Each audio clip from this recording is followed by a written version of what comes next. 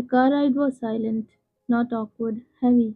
Your mind spun with everything that had happened, but Jungkook sat beside you like a fortress, calm and unreadable.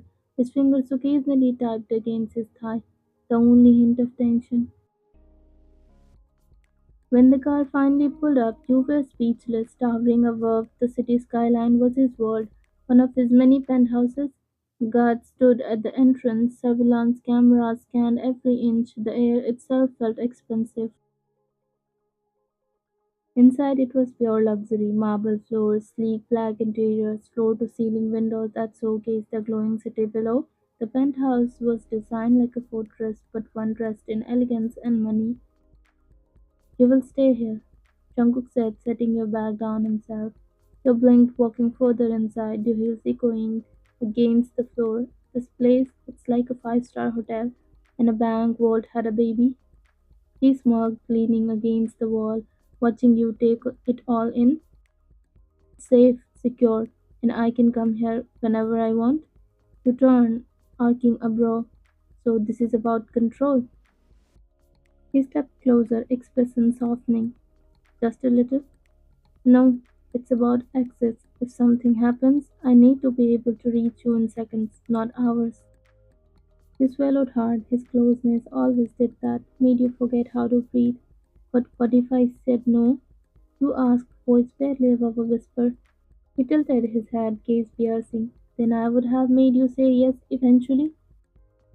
You rolled your eyes, but you couldn't deny it. You felt safer already, not just because of the security, because of him. As you wandered further, he spoke again, quieter this time. "There is a room upstairs. It's yours. Stay as long as you want." Then he added, gaze flickering to you. "Or forever." You turned sharply. "Forever?" He shrugged. "Just a thought." And with that, he left you stunned in the middle of a penthouse you didn't ask for, but suddenly didn't want to leave. You were sitting on the edge of the massive leather couch in his black oversized shirt droning your frame. The smell of crimson still lingers faintly on his jacket mixed with his cologne. The room is dim silent except for the faint sound of rain tapping against the glass windows. Jungkook stands near the bar, glass in hand, but his eyes are only on you, watching, waiting. You haven't spoken much since he saved you until now. I didn't start those rumors. You say quietly, breaking the heavy silence. He doesn't speak, just raises a brow slightly, silently telling you to continue. You took a deep breath. "It started when I said no." That makes him pause. "To who?" he asked, voice dangerously low. You meet his gaze, steady despite the ache in your chest. "One of the top film directors, the one who owns half of the industry right now. He said he would make me the biggest star if I with him." Jungkook's fingers tighten around the glass, a tiny crack appears near the reef. "I told him to go to hell," to continue, "and then just like that I was blacklisted. Two major products dropped me, a brand deal cancelled without reason. He started spreading rumors that I was difficult, unprofessional. They began whispering that my fame was luck." Your lip tremble as you look away. So in an off-camera interview when I was asked about the rumor with you, I just snapped. I didn't plan to say it, but in desperation to save myself, I said, "If my boyfriend finds out what's happening to me, he will them all without a second thought." Silence. The weight of your words settled between you. You slowly glance back up and your heart skips because Jungkook isn't just angry, he looks dangerous. He set the glass down with a loud clink, walking toward you slowly, jaw clenched, vein on his neck visible. "You let the world believe you were mine," he says slowly, towering over you, "because you wanted to scare the bastards who tried to ruin you." You nod. "I didn't mean to drag you in it." "You didn't drag me," his voice cuts in sharp. "You made them think you were under my protection." You whisper, "I just wanted them to stop. I didn't know it would go this far." Jungkook crouches in front of you, eyes locking onto yours, voice like thunder, last in silk. "You think I care about rumors, princess?" He growls.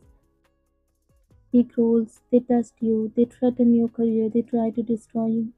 You gasp as he leans in closer. A soft grip on your shoulder, now heat radiating from his hand. I'm not angry at you, he says. I'm angry I wasn't there sooner. Your breath hits, and now you whisper. He smirks, but it's dangerous. Now I make sure those men regret ever speaking your name. The bros roar. You can't just them all. Watch me,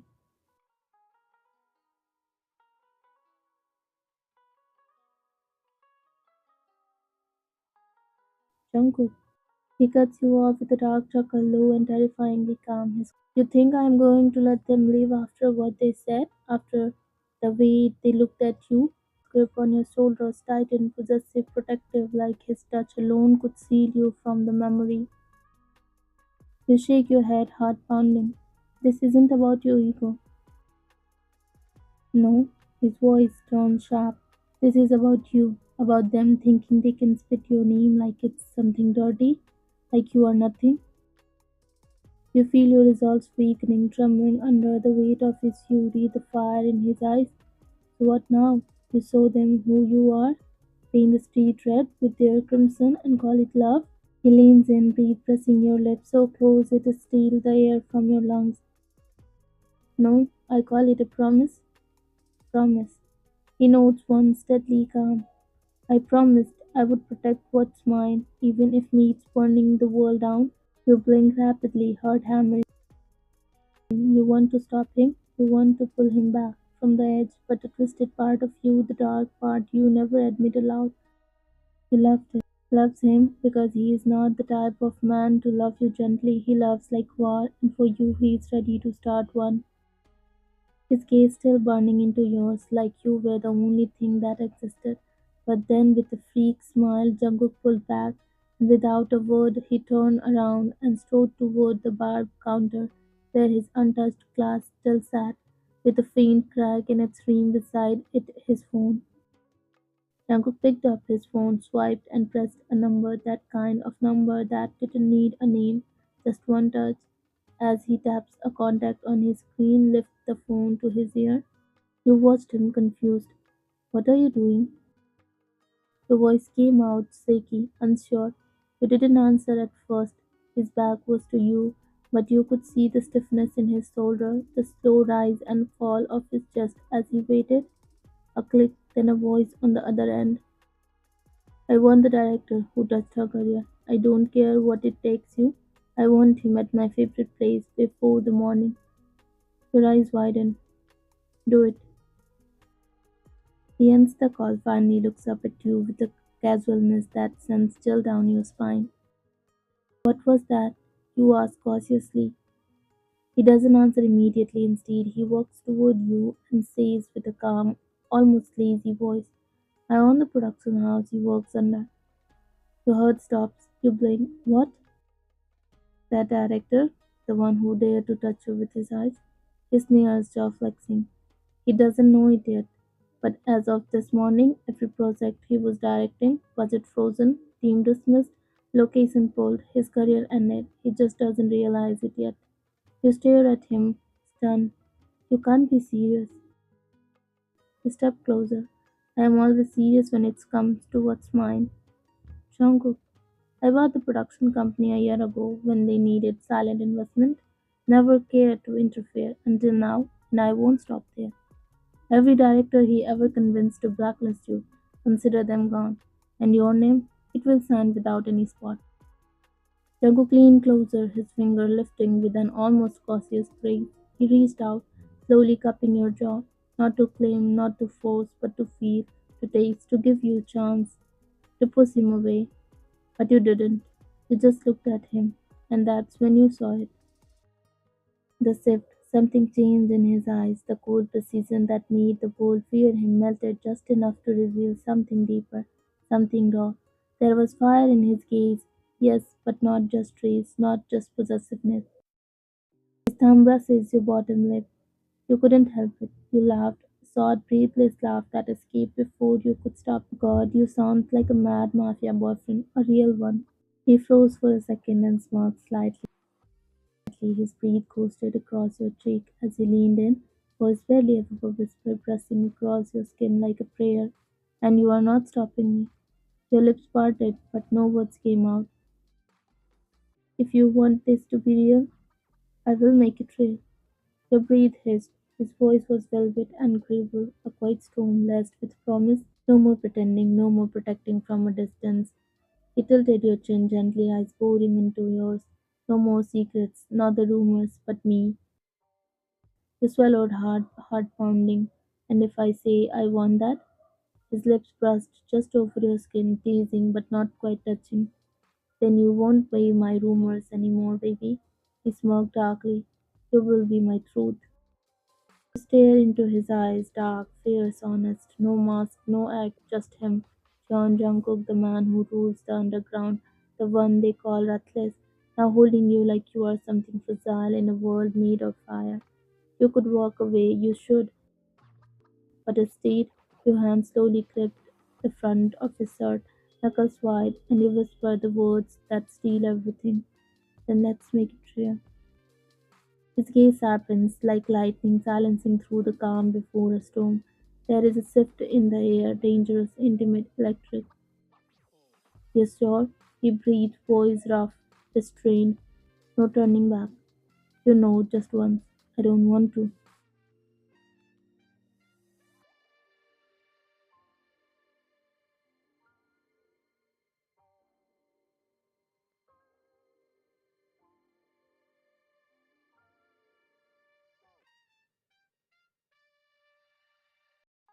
Then he finally pulls back just slightly. His voice is gravel against your lips. You have no idea what you have just done, princess. You smirk, pressing your lips over his again. Pretty sure I just kissed the Mafia King. He growls low in throat, pressing his forehead to yours again.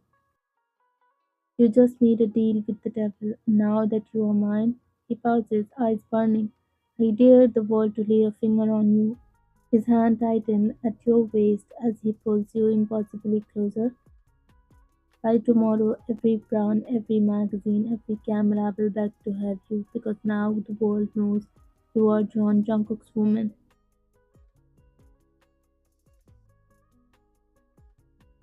Your breath stutters. I didn't mean to start this war, you whisper.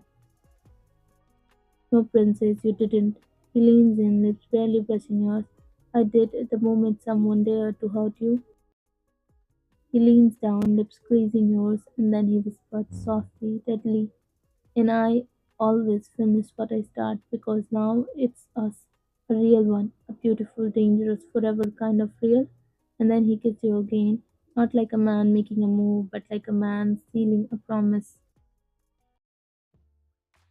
The lights are blinding, the music thunders, camera flashes like lightning, and you stepped out to on the runway. Effortless, deadly, divine. The crowd surged, cameras lost their minds, people forget to breathe. Paris' biggest fashion show, the finale. The crowd rises, the world watches, and you walk like the empire belongs to your heels, because it does. You strut in custom black velvet, the slit teasing with every step, diamond glinting under the spotlight like secret whispered against skin. You pause at the edge of the stretch, the crowd erupting your name, echoing louder than the brand you wear. But your eyes, they only search for one thing, and then you blow a kiss, but not to the crowd, not to the cameras. Your lips aim for the VIP front row, a tiny bundle of chaos and curls, barely a year old, dressed in little designer tucks, sitting like royalty on the lap of the hottest, most dangerous man in the room. His wide eyes light up when you blow the kiss, tiny hands clapping in excitement. And your husband John Jungkook, black suit, no tie, tattoo speaking under his cuffs. Oh, he smirked like scene, but there is a front flush creeping up his neck, not from the cameras, not from the world watching, but because of the way you look at the both of them like they are everything. Just flicker enough to make your smirk deepen. He leans down, whispers something to the baby. The little one squeals and throws his tiny arms out as if trying to fly to you, smiling proudly. That's your mommy, baby, the queen.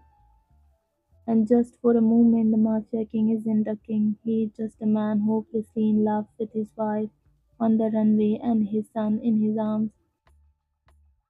And for you in that moment, it was just the man who once vowed to destroy the world for you. And the tiny miracle made from the both of you. You both locked eyes across the runway amidst flashing cameras and thundering applause and mouthed the same word to each other: mine forever. Not just a promise, an unbreakable vow, yours, his, forever.